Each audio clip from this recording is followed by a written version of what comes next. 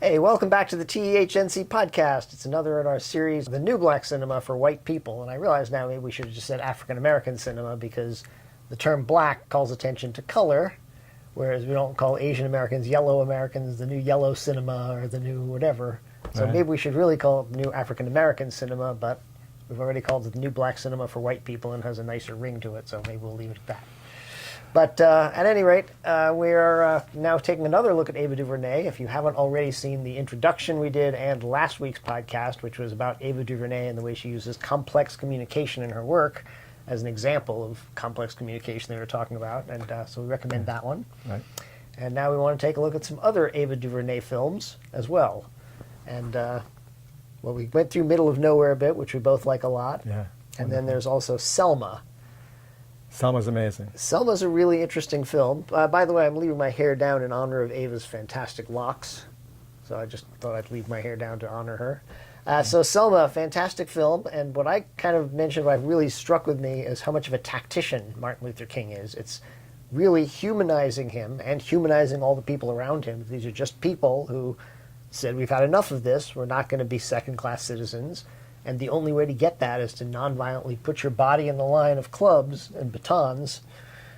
And they're real people doing that. It's not this mythic, heroic people. They're just real people who had some courage and did it. Yeah, I was blown away. I had read about Dr. King. I had, seen movies about him, in my whole life, whatever. But when I saw that, it was like, what she did to me was she humanized him, like you're saying, showing his personal life, but she also showed this tactical consciousness that he had, and that, in a way, this unpacking of both him and the situation is really powerfully integral. That's like one of the signs of integral.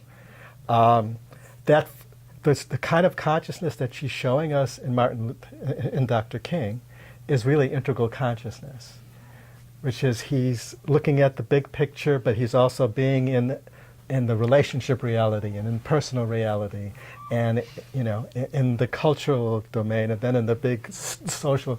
He's like really kind of integrating all of them.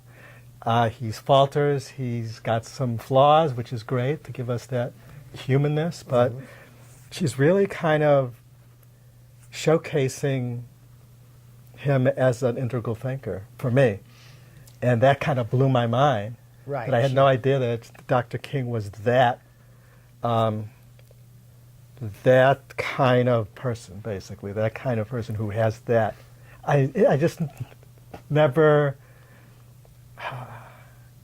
looked at him from that level, like you're saying. I was in the myth, this great man who marched and said all these credible things and did all this great stuff, but all of that is just up there as like this archetype.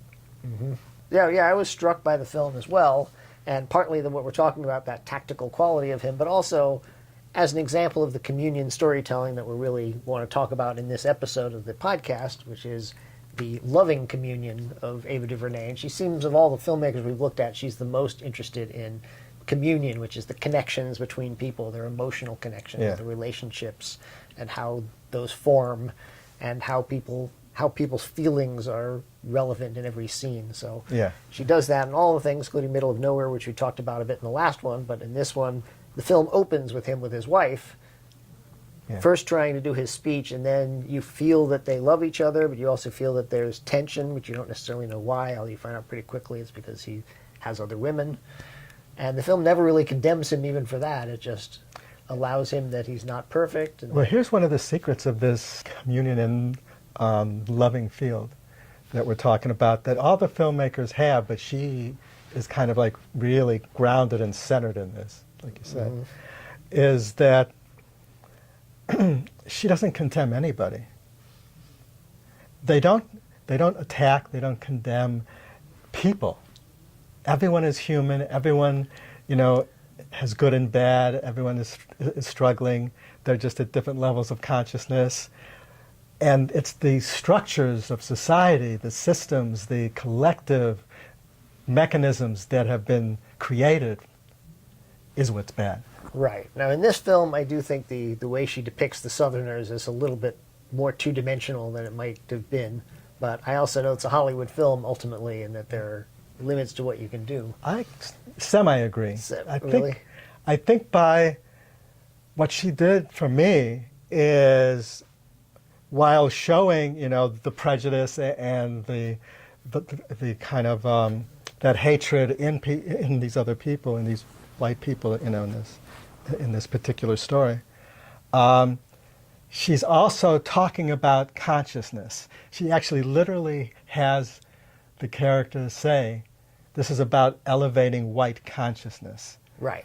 That actually, and she addresses it with the camera, with everything, so that even when you're seeing George Wallace in his prejudicial glory, you know, or, you know, I got the sense like that is a field of consciousness this being is trapped in.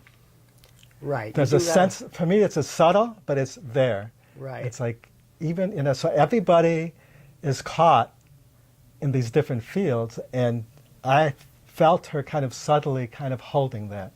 That's true, I guess, because there's a scene where Wallace is even, I think it's Wallace, well, someone's describing the sheriff, and they're talking about his field, and this is where he's at, and he's like such a hateful guy, and there's nothing you can do about it. And this is coming from a white supremacist describing him as a more primitive version of white supremacy. Right. So And that's, then, in fact, that's true. There's this, because there's a nice division between Wallace, between the sheriff, who's a sort of redneck white sheriff who wants to beat up black people, and Wallace, who just is a white supremacist, elitist kind of character. And then there's LBJ, who's white supremacist in that he's blind to the fact that these people are being oppressed, and he thinks, oh, I have to take my time. And he reminds me more of what Martin Luther King talked about in his letter from Birmingham jail, where he said the number one thing standing in the way of black progress is the white moderate who says, we support you, but it's not the right time, who's willing to negotiate another man's freedom on his own timetable. When he described that, that's where LBJ is in there. Yep. He's willing to negotiate another man's freedom on his own timetable, which is a white supremacist action, whether he understands that or not, or realizes it or not. Yeah, but there was a beautiful turning point for him when he says, basically, I do not want to be associated with George Wallace. It's like, I don't want to be in that field. Mm-hmm. So he has a, you know, it's like, you know, he realizes he's given a hard choice that he doesn't even want to have anything to do with that field. Right. So yeah, it's really a great film. We've dug it. As I say, one of the things that I found most striking was the scene the first time they march across the bridge when they get attacked and assaulted. 70 million people are watching this. The first 10 or 20 Negroes were swept to the ground, screaming, arms and legs flying, packs and bags went skittering across the grassy divider.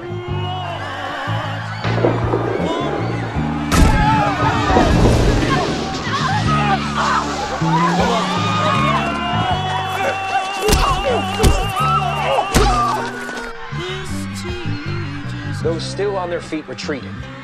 A cheer went up from the white spectators lining the south side of the highway.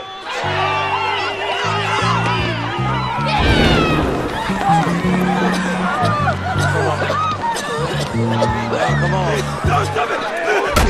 15 or 20 nightsticks could be seen through the gas, flaring at the heads of the marchers.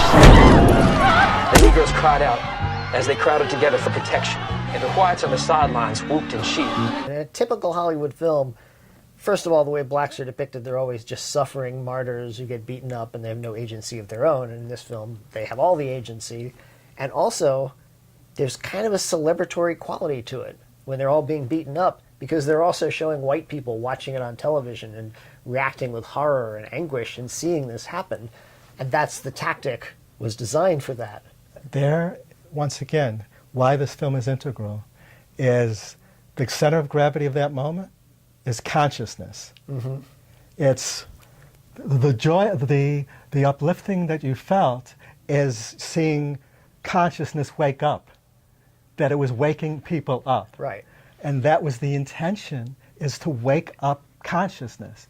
So here you have a film that like, it's kind of like thematic and archetypal force is really about waking up consciousness. Exactly, which is why we like the film, because we think films like this can actually help wake up consciousness Yes. as well. Yes. In a more advanced way, by helping you to connect to that white supremacy, which continues to this day. As the book White Fragility, we can get back to again.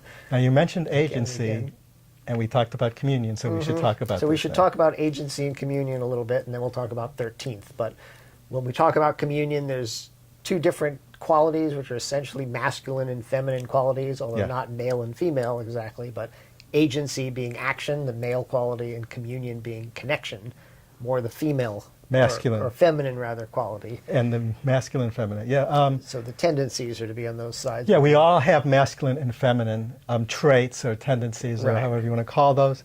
Each one of those, they have this primal kind of tendency or this kind of pattern. And for the masculine, it's the agency, it's action, as you said. And for the feminine, it's communion, it's connection. You know, it's receiving. You know, And Ava is very Ava is really, she's actually laying new ground, I think, cinematically, for coming from the communion, from the feminine approach to filmmaking. feels like it, although we haven't seen everything out there. But she's Now, working since at I'm a very man, I have advanced to level. say, well, I just have to, throw in real quick that I got this from a woman filmmaker who came to talk to AFI, who schooled us in feminine filmmaking. Really? Yeah. So Remember who I that have was? she directed Testament. We'll find out and post that Find right out. here. Amazing lady, and opened my eyes. So I'm coming from this not just from my masculine. I'm kind of taking her Right. teaching, which was that that the masculine has this agency quality, and they also are very linear. The masculine energy is linear, 1 + 2 + 3. That's part of the masculine, and the feminine is more circular and more multitasking, more parallel stuff. So all of those qualities you can see in films directed by masculine-leaning people, men or women, Yep. and films created by feminine-leaning people. Right. And what she's doing, though, is she's concretizing this way of perceiving and being into a cinematic language. So how she covers a scene, and she's actually creating, what we have in our traditional masculine storytelling approaches. We have a beginning, middle, and end, and we have a rising action, we have conflict, and we have a climax, and we have those in every scene and all that. But what she's doing is she's taking, in any time in a scene, just that she finds a moment of communion. And holds it. And holds it and brings us into it. So it's like she's actually creating a whole new kind of pattern here of plot development, because she's reshaping it into the feminine energy here. Right. I know. I've really felt that in a lot of her films, actually, that she seems to be breaking new ground. As I say, I haven't seen that many women filmmakers, but the way she's doing it is very modern. It's a style that I can't imagine anyone 30 years ago was doing it the same way. Yeah. Just because there's a rhythm to it. But For me, the way she's doing this feels like, for her, the moments of communion are as powerful in the storytelling arc as any kind of resolution moment. Which usually in cinematic storytelling, the climax is the resolution of something. How to resolve this problem, how to resolve this. But she gives equal weight to these peaks of communion. Right. And in fact, we were going to talk about 13th, but maybe we'll skip over that one a moment and talk about Wrinkle in Time, because that's more of a communion-based film, I would say. And we can talk about 13th briefly. It's a documentary about the 13th Amendment. It's very excellent and seems to be integral or integrative thinking. Integrative. It's not integral. That's true. Yeah. It's actually, you decided, it's probably pluralistic. Pluralistic, high pluralistic, integrative in terms of she's targeting one issue, and she's unpacking it and integrating it into a whole picture for us. So definitely she seems to be unpacking it along all of the different domains, the interior collective, the interior individual. But she's not giving us a big picture outside of that field, which the integral would try to do it all. Right. The integral would try to integrate all of it and Right. place this issue in the field of other issues. But for this particular, what she was trying to do, that would be organic to the material. Right. It would maybe be too far. It would be too much, yeah. Right. So you pointed out that one of the things about integral, well, we were talking about this, that part of the traits of a person at integral consciousness is this ability to tactically perceive when it's appropriate to communicate at the different structure. Right. In order for it to be the best level of communication between beings. Right. You actually made that point before I did, that a good integral filmmaker can choose the structure of consciousness they want to use to best get their message through. They don't have to do everything with these giant broad pictures. So in the case of 13th, it's more pluralistic, but it really unpacks all the different domains of how the drug war exploits black people and how black people have been continuously enslaved and exploited and plundered from. So it's a powerful film. We highly recommend it. I don't know if we want to talk about it in too much depth now, unless you had something particular to say about it. Because Wrinkle in Time, when we're talking about the loving communion, that I really felt that field in it. Yeah, through that whole film. I was surprised that the reviews were sort of dismissive of it. I mean, it had some problems. We can talk about. Yeah, there was one major problem that I think threw everybody off. Maybe, and that Because of problem where it was was. just that at the end when their Yeah, father returns. well, spoiler alert. Well, yeah. Yeah. They killed the father. Yeah, actually, at hole. the end, there's a hole in the climax, Yes. and part of the resolution is missing, basically. Basically, yeah. Yeah, basically, which is kind of very... We were really shocked that the Yeah. film was allowed out that way with that big a gap in it, and it really just threw off the energy of the film. But other than that, I loved the film. I found it just a really warm film about communion in all these forms, female communion especially, but also her communion with her brother.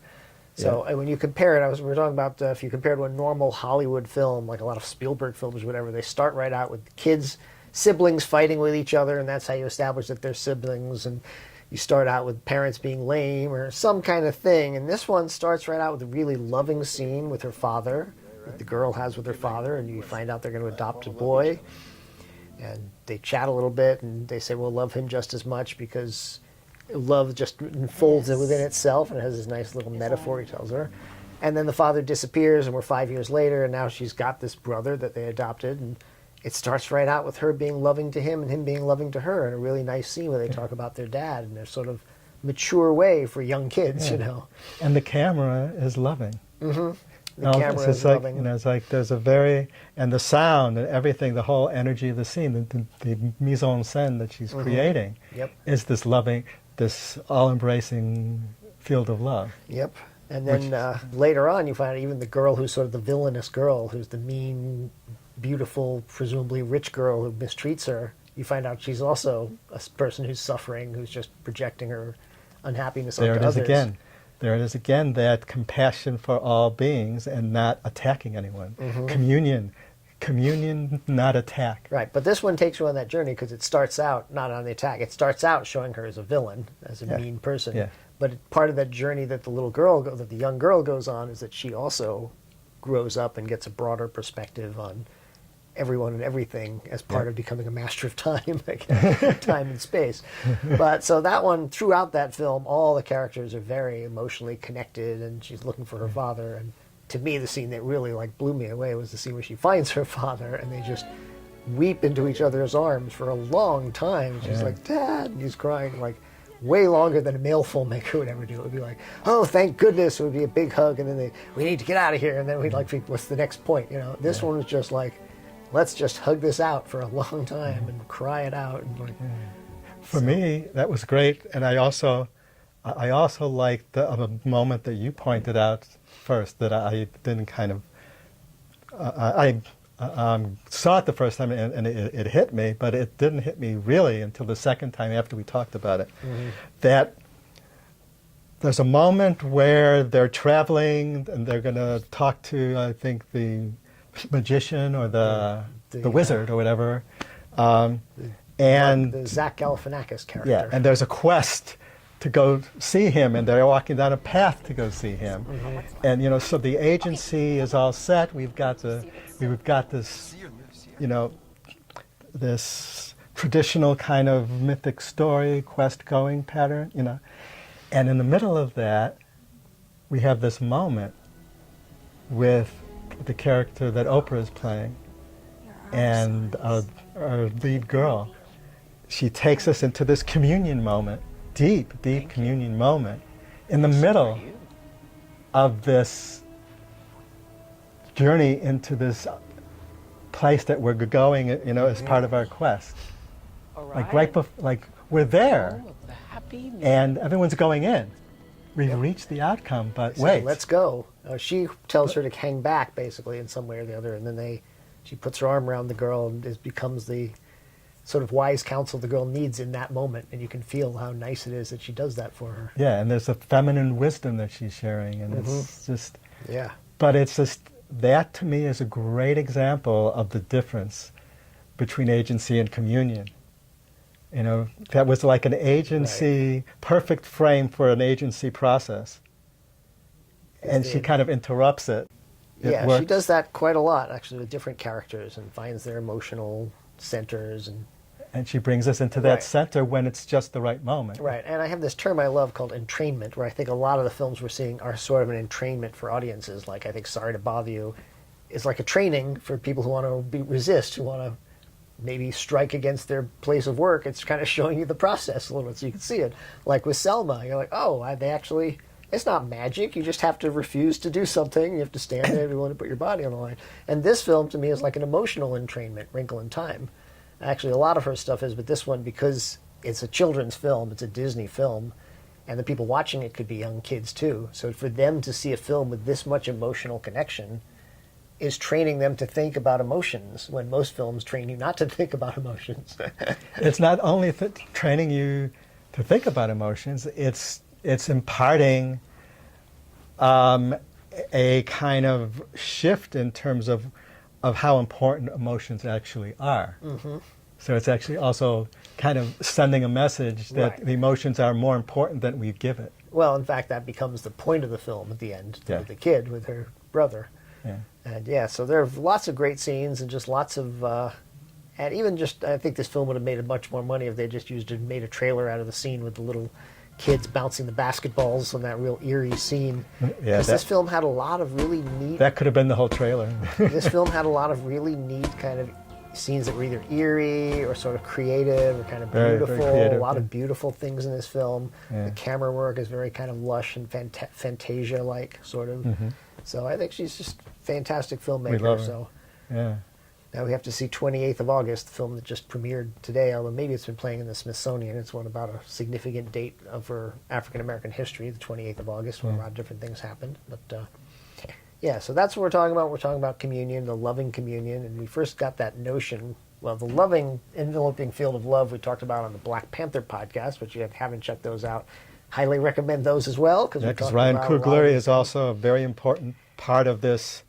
Ryan Coogler is a major part of this movement, and also very strong on communion, even on Black Panther, which is an agency-driven film because it's a Marvel superhero film. There's a lot of women characters in that film who have a lot of communion with each other and with all the other male characters as well, who are, the emotional through lines there. Yep. As is for a Marvel superhero film. Well, that's the beauty of it. He's taking a classic agency story and keeping it the agency, but unpacking it inside and opening it up and transcending a lot of the archetypes and stereotypes. Exactly. So Black Panther podcast, if you haven't checked them out. But definitely. That sort of enveloping field of love, there's other people like Donald Glover seems to have it. I think most of these I would say most of them have it, absolutely. Because I would say every one of them, even when they're directly looking at racism, I don't sense blame at people. Right. Although I would say Jordan Peele may be a little bit more strong in Get Out. Yes and no. Because he's taking it to this absurd, and it's so caricature. I don't know if it's, Right. And it's not, I didn't feel like, when I see Spike Lee films, which some of them I think are amazing, and he's like one of the people who who helped to evolve African American cinema in a big way. Mm-hmm. I sensed anger at the world, at white people. You know, I sensed anger, but from this group of filmmakers, I don't feel anger from them. I don't feel that, even though they have every right to be angry. Mm-hmm. You know, especially because they have every right to be angry, they're attacking a system. I keep saying that. They're attacking a system, not the people, not the human beings that are caught in it. And it's like, even when, you know, she says in Selma through her characters, you know, this is about waking up white consciousness. Mm-hmm. It's what the phrase waking up means that this is a beautiful being who's asleep, who doesn't know what they're doing. Mm-hmm. And that is the energy I feel from all of them, is that it's a systemic thing. When we're born, we're born into it. You know, the book White Fragility talks about how embedded it is in our culture and society, that we're just automatically programmed for it. Mm-hmm. Without knowing it at all. And it's almost like these filmmakers grok that in a deep way, and they're going after it. They're going after the programming. Yep. And that, for me, is part of this loving field, because this loving field has the big picture, and it sees that these are just lost people. These people are asleep. Mm-hmm. You know, that's loving. That's loving, to hold that instead of you're evil or you're this or you're that. That's not love. That's pushing away. That's othering. But they don't other. And one of the things that first hit me with Ryan Coogler when we saw Fruitvale Station, because that true story, I would not have been. It would have been totally appropriate for it to be angry and hostile, and it also to be showing horrible people and all that. But he didn't. Mm-hmm. He showed a system. He showed people caught in a system.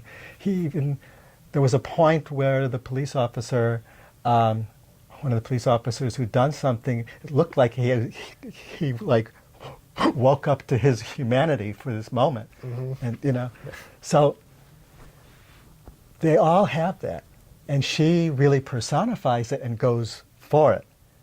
But they all have it in some, Yep. this essential way. Pretty much, yep. We noticed that loving field, and we'll talk about it more, I'm sure. Even Kenan Thompson on Saturday Night Live has that quality as well. Just of a real sweetness and just not really angry at anyone around, even when he's pointing out ridiculousness, you know, kind of makes it ridiculous. So anyway, so that's what we had to say about Ava DuVernay, basically. We're a big fan of hers. We love you, Worth Ava. noting, she came to filmmaking late, apparently, after a career as a publicist in Hollywood, and we're glad you gave that up and started making movies.